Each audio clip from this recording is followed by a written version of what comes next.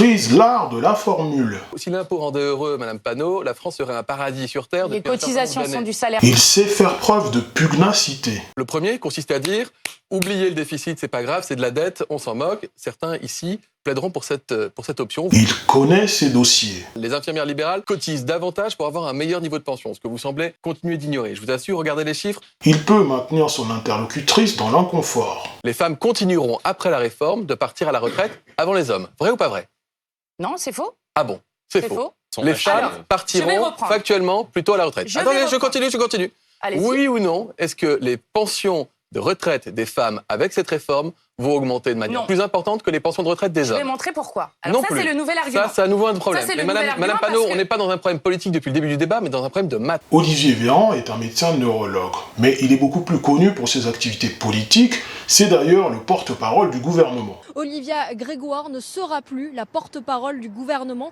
Elle est remplacée par Olivier Véran, l'actuel ministre des Relations avec le Parlement. Depuis qu'il exerce cette fonction, on l'invite dans différents médias pour s'exprimer sur différents sujets. Par exemple, les catastrophes. Face à ces images de drame absolu, de ces forêts, de cette pinède qui flambe, des milliers, plus de 15 000 hectares. Sur des choix politiques du gouvernement. On a appris jeudi dernier que 26 des 44 migrants mineurs qui étaient pris en charge par les autorités françaises avaient fugué. Léa Salamé, il y a une convention importante, convention européenne des droits de l'enfant. Cette convention, elle dit qu'en aucun cas, on ne peut enfermer, et encore moins de manière arbitraire, des enfants. Et aujourd'hui, c'est lui qui va au front pour défendre la réforme des retraites. Mais d'abord, nous le faisons parce que nous croyons au système par répartition, qui c'était ce pari un peu fou qu'avait le général de Gaulle au lendemain de la Deuxième Guerre mondiale, qui fait que ceux qui cotisent, ceux qui travaillent aujourd'hui, cotisent pour payer la retraite de ceux qui ont travaillé avant eux. Même si vous êtes habitué à voir son visage dans vos écrans, rien ne présageait que ce praticien hospitalier deviendrait un jour l'un des maillons forts d'un gouvernement Macron. Se plonger dans la vie d'Olivier Véran, c'est suivre le parcours d'un homme qui a toujours voulu atteindre les sommets de l'État. Et si son parcours n'était pas si exemplaire que ça? Voyons cela. Il y a forcément un enseignement à retenir pour vous, les futurs experts web.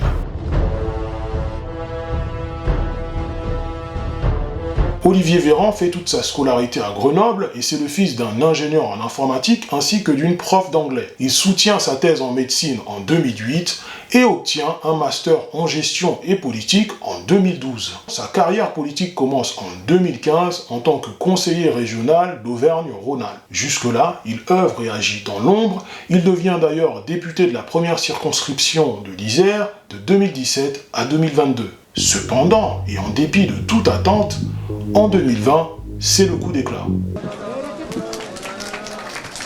Ministre de la Santé, à 39 ans, Olivier Véran, neurologue de profession, remplace Agnès Buzyn. Une ascension rapide pour un marcheur de la première heure, après avoir été encarté un temps au Parti socialiste. C'est à ce moment qu'il est révélé à la population française, durant une période difficile. J'ai souhaité cette conférence de presse, gageons qu'elle n'aura pas à être suivie d'autres, afin de faire un point le plus complet possible sur la 4e vague. C'est donc lui qui est chargé de porter et de mener la politique de santé publique durant la pandémie.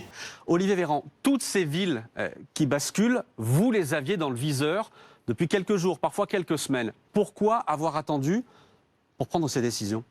Alors nous n'avons pas attendu pour prendre des décisions, puisque des décisions ont été prises, vous le savez, depuis plusieurs semaines. L'enjeu pour lui est de montrer qu'il est capable de mener à bien une politique de santé publique, mais surtout de juguler la pandémie. Là où nous avons mis en place un couvre-feu à 18h très tôt, au tout début du mois de janvier, il y a d'abord eu un effet réel de baisse de la pression épidémique, puis une stabilisation. C'est l'homme de la situation. Il possède une expertise et occupe une fonction qui met à profit cette expertise. La santé. Il s'exprime bien, c'est un excellent orateur. Quand vous posez la question des bars, ce qu'on doit comprendre, c'est pas la responsabilité des gens qui tiennent des bars. Et personne ne veut incriminer les bars. Et d'ailleurs, Bruno Le Maire a eu l'occasion de le rappeler tout à l'heure, l'État accompagne les bars, d'ailleurs tout le secteur économique qui est impacté par la crise et par les fermetures administratives en particulier. Il est tellement bon qu'il sait user des techniques rhétoriques pour persuader ses pairs de l'Assemblée nationale. C'est ça la réalité, mesdames et messieurs les députés. Si vous voulez pas l'entendre, sortez d'ici. C'est ça la réalité de nos hôpitaux. La fonction de ministre de la Santé exige aussi d'annoncer « Un confinement sera désormais adapté le week-end, donc dès ce week-end. » Il était aussi chargé de communiquer régulièrement sur l'évolution de la situation. Et fort heureusement, en 2022, les choses se sont beaucoup améliorées. J'ai voulu ouvrir les coulisses de la gestion d'une crise absolument hors norme. Je l'ai construite, comme un roman ou comme un scénar de série.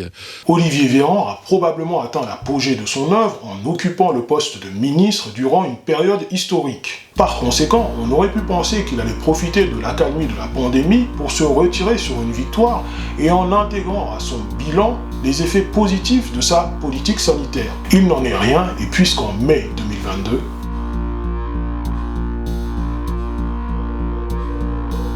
au lieu de partir la tête haute, il a préféré se perdre dans le labyrinthe du pouvoir, quitte à détruire l'image qu'il avait si difficilement construite. Exit le ministère de la Santé.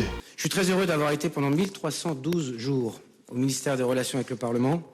Une fonction qu'il n'exercera que durant quelques semaines, puisque 2 mois plus tard, tu quittes le porte-parole du gouvernement pour des sujets tout aussi centraux pour notre pays, puisqu'on va parler de PME, de tourisme, d'artisanat, Et aujourd'hui, c'est lui qui est chargé de défendre la réforme des retraites proposée par son gouvernement. Et cette réforme, nous allons la faire avec des contreparties que nous assumons, c'est-à-dire sans baisser les pensions des retraités, au contraire, elles vont augmenter, et d'autant plus pour les retraités fragiles. Imaginez un peu le grand écart. Ce monsieur s'est fait connaître en tant que ministre de la Santé en combattant la pandémie, et aujourd'hui, il finit porte-parole du gouvernement. S'il y a bien une caractéristique endémique aux politiques que vous devez absolument éviter, c'est celle-là, être à la fois partout et nulle part. Pour atteindre l'expertise, il faut accepter de choisir un domaine et personne n'est convaincant en prétendant tout savoir. Choisissez un champ d'activité que vous aimez, dont vous pourrez en monnayer les compétences. Je crois en vous et je sens que vous avez différents projets pour améliorer notre monde.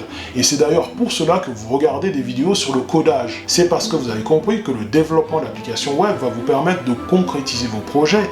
C'est l'outil qui va vous permettre de modeler notre monde pour le rendre meilleur. Et pour contribuer à ce projet, mettez votre plus beau pouce bleu, commentez et partagez cette vidéo.